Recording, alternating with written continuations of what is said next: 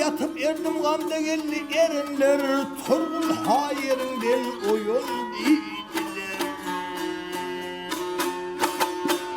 Gözüm açıp gördüm cümle cahanı, soldurun Şah Merdan değiller.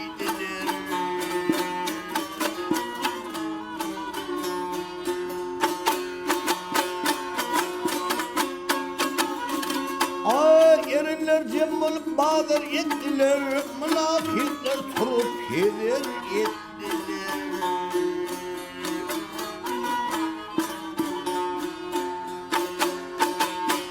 Alı bağım bile nazar ettiler, bir kâsemeyi verip içkan dediler.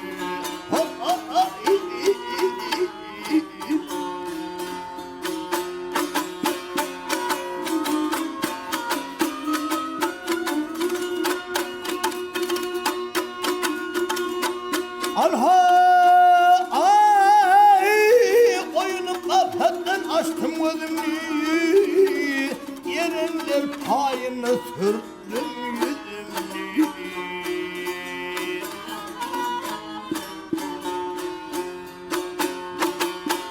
Okuttular hak sözüm sözümle, senin kelamı beyan dediler. Ha ha ha ha.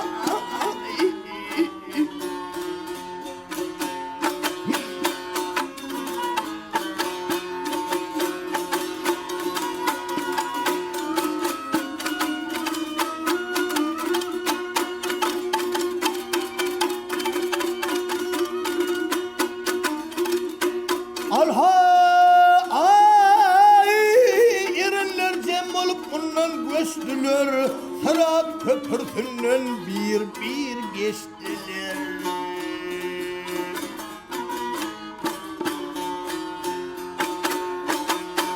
Kolhuzu konsörden şerap içtiler, içen sahbalarını sultan dediler.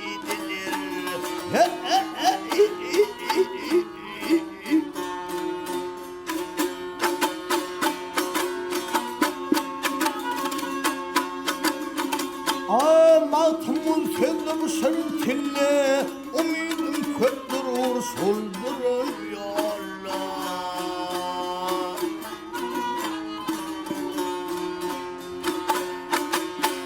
Beş vakit namazın oku her günle, ahiret yollusun iman dediler.